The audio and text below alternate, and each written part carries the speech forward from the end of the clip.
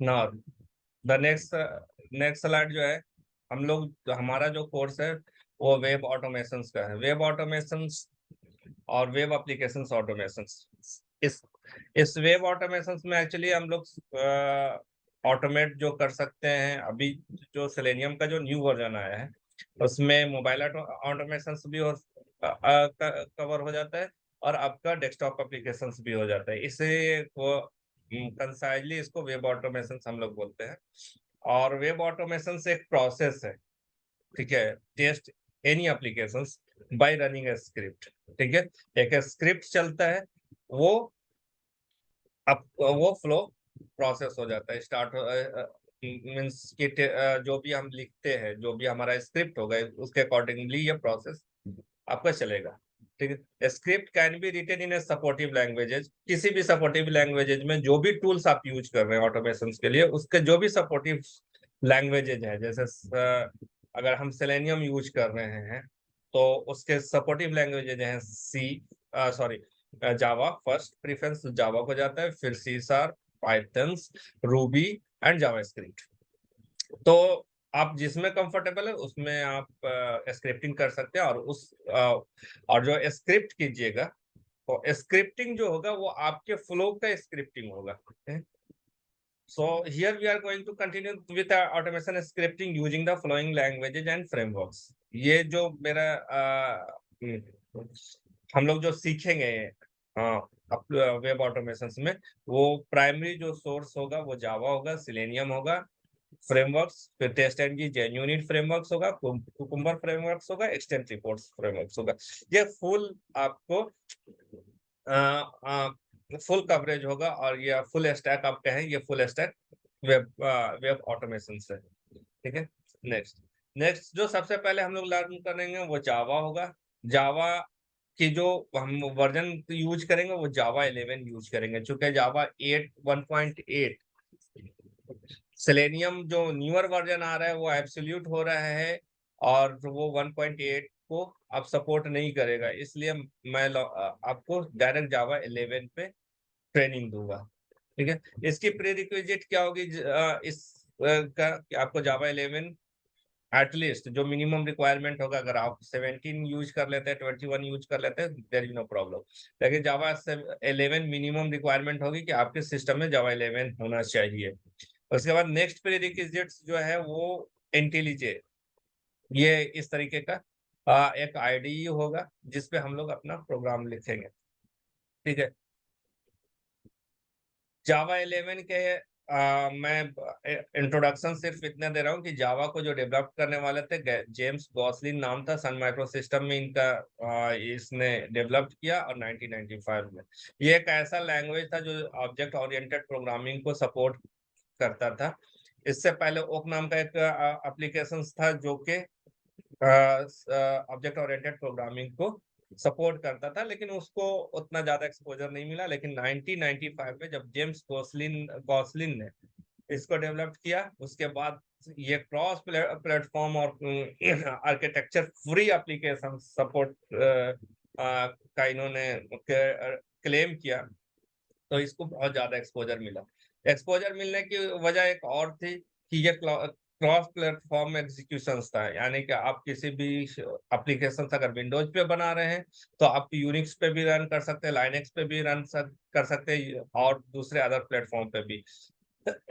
Operating system dependent नहीं ये dependent नहीं था, यानी कि आप लाइनेक्स पे अगर डेवलप कर रहे हैं तो ये इजीली आपका यूनिक्स ऑपरेटिंग सिस्टम को भी सपोर्ट कर रहा है और आपके विंडोज एप्लीकेशन को भी सपोर्ट कर रहा है।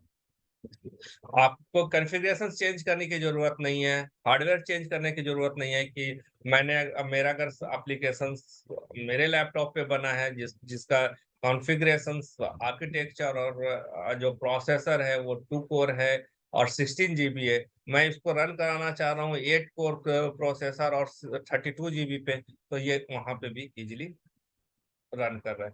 तो मैंने इसको बहुत कंसाइज करके बताया और आप इसको गो थ्रू कर सकते हैं फर्दर इन्फॉर्मेशन।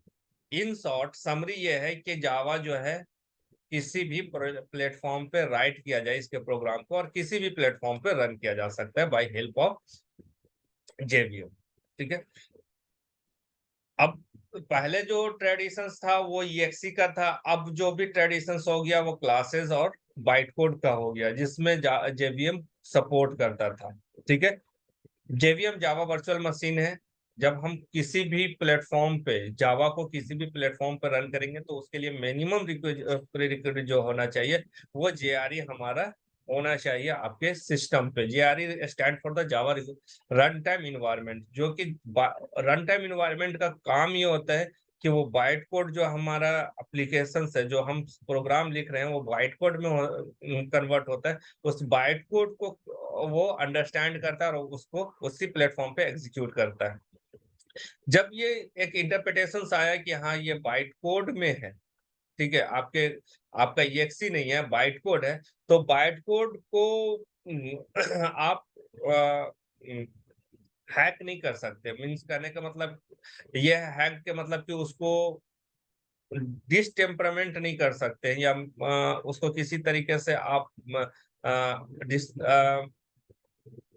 चेंज नहीं कर सकते। EXE में ये पॉसिबल था कि आप चेंज कर सकते हो उसके प्रोग्राम को, EXE को आप रीराइट करके उसको उसमें आप वायरस ऐड कर सकते हैं, या फिर उसमें चेंजेस पॉसिबल था। लेकिन बाइट कोड में इसलिए नहीं पॉसिबल है कि जो एप्लीकेशंस है जो आप कन्वर्ट किया वो उसी पर्टिकुलर JVM में रन करेगा। अगर आपने कोई चेंजेस परफॉर्म किया है और JVM वो आपका सॉरी JRE आपको मैच नहीं कर रहा है उसको, तो वो एग्जीक्यूट नहीं होगा, तो यानी कि वो आपका बाइट कोड करप्ट हो जाएगा। तो इसमें किसी भी तरह का मॉडिफिकेशंस वंस बाइट कोड में कन्वर्ट हो जाता है तो बहुत नेक्स्ट टू इम्पॉसिबल ये चेंजेस है। मेन जो हम यहाँ पे देख रहे हैं प्राइमरी फीचर्स ऑफ जावा है वो ऑब्जेक्ट ओरिएंटेड प्रोग्रामिंग लैंग्वेज का है। और ये प्रोग्रामिंग लैंग्वेज में ये 4 पैरामीटर्स है: एब्स्ट्रैक्शन है, इनकैप्सुलेशन है, इनहेरिटेंस है, पॉलीमॉर्फिज्म। यही ये 4 जो बेस है, ये जो 4 पिलर्स हैं ऑब्जेक्ट ओरिएंटेड प्रोग्रामिंग लैंग्वेज को, जावा को रॉबस्ट, सिंपल और प्लेटफॉर्म इंडिपेंडेंट बनाता है। इसमें हमने बहुत सारे पॉइंट रखे हैं कि ये primary main features of Java जो है उससे रोबस्ट होता है, सिक्योर होता है, डिस्ट्रीब्यूटेड होता है, मल्टी थ्रेडिंग सपोर्ट करता है, पोर्टेबल होता है, multi threading and high performance application है। मल्टी थ्रेडिंग का कंसेप्ट जावा के अंदर जो आया वो इससे पहले भी था, C++ में भी थ्रेडिंग का कंसेप्ट था। लेकिन उसको जिस तरीके से हम यहाँ पे मल्टी थ्रेड और मल्टी थ्रेड के अंदर सब थ्रेड हम क्रिएट करते हैं, उससे ज्यादा एक्सपोजर हुआ है। यानी कि जैसे सपोज कर ले कि जो ये हमारा PPT चल रहा है, राइट, इसमें एक थ्रेड हमने यहाँ पे अगर कुछ मैं राइट करूंगा तो इसमें मल्टीपल थ्रेड्स यूज हो रहा है। जैसे एक फॉन्ट का मेन थ्रेड जो है फॉन्ट का है कि किस फॉन्ट नेम से आपका सपोर्ट है, उसके बाद इसमें साइज है, उसके बाद स्टाइल है, बोल्ड इटैलिक हो रहा है, तो उसके बाद इसमें कलर है। तो मेन एक्चुअल में क्या है, आपका फॉन्ट है, मेन थ्रेड फॉन्ट है, और इसके सब थ्रेड्स क्या हो गए, उसके टाइप कि किस font type, font size and colour minimum. अगर आपने बैकग्राउंड भी यूज किया तो बैकग्राउंड भी, तो ये 4 सब थ्रेड होगा। और ये एक इतना मतलब कि वेरी सिंक्रोनस, ये एक दूसरे को इंटरचेंज नहीं कर रहे, ये सिंक्रोनसली एक दूसरे से दूसरे के साथ चल रहे हैं। तो मल्टी थ्रेडिंग का कंसेप्ट जो था जावा के अंदर, सिंक्रोनाइज और थ्रेड सेफ का कंसेप्ट लेकर के आया। ये हर एक थ्रेड अपने आप में सेफ है, उसको आप चेंज नहीं कर सकते, मॉडिफाई नहीं कर सकते।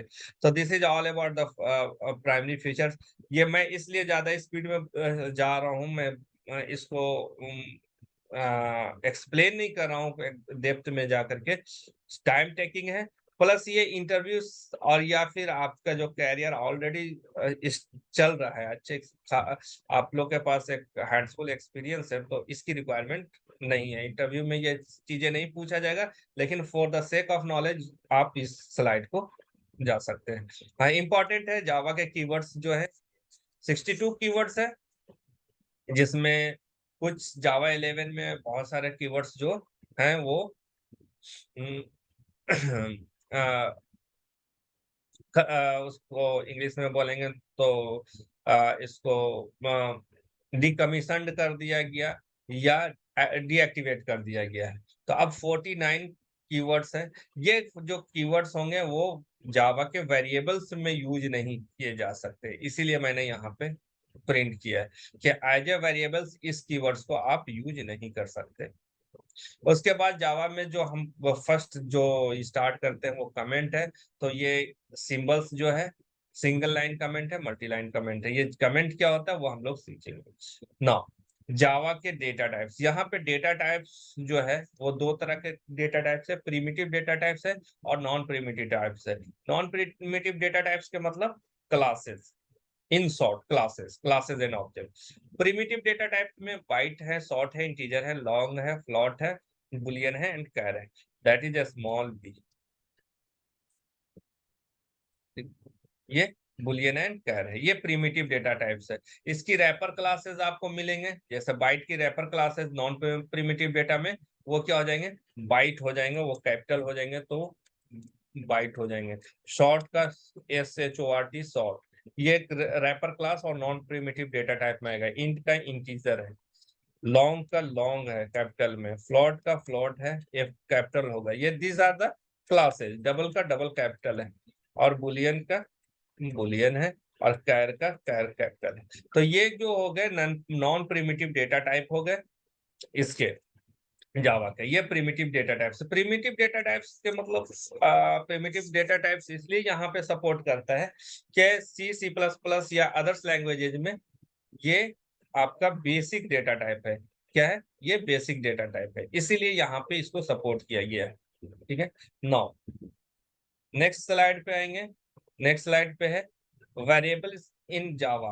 ठीक है, तो वेरिएबल्स क्रिएट करने के लिए आप इस ये आप लाइन है, कोई भी वेरिएबल्स क्रिएट करते हैं, चाहे वो प्रिमिटिव डेटा हो या नॉन प्रिमिटिव डेटा। ये नॉन प्रिमिटिव डेटा का वेरिएबल्स है, मैंने नाम लिखा है मोहम्मद।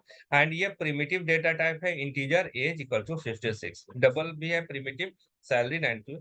लाइक इस तरीके से डिफाइन करेंगे। सपोज कर ले कि अगर जैसे फर्स्ट नेम लास्ट नेम हमने देखा है आपके सीट पे, ठीक है, तो उस वहां पे आपका सीट सपोज कर ले कि इस तरह से है, first name FIRST first name seat पे है। तो मैं जावा जो है